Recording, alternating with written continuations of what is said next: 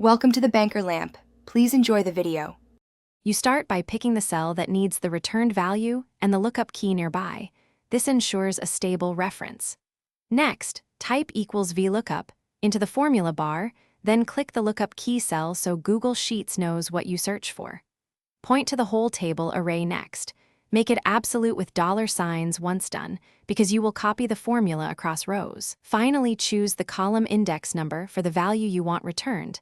This selects the output column.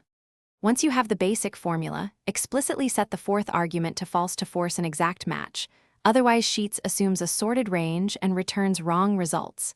Make sure your lookup keys are consistent. Use trim or clean on both lookup and table to remove stray spaces or non-printable characters.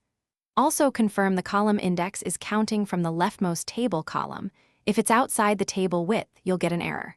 When done, press Enter and test a few rows. To finish, copy the VLOOKUP down the column or wrap it in array formula when you want a single dynamic formula for many rows. If you see #n/a, stop and check that the lookup value actually exists in the leftmost column and that exact match false is set. Also confirm no hidden characters. If your return column is left of the key, VLOOKUP cannot handle that.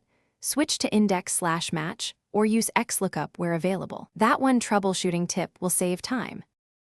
Thanks for watching. If this was helpful, leave a like and consider subscribing. See you next time.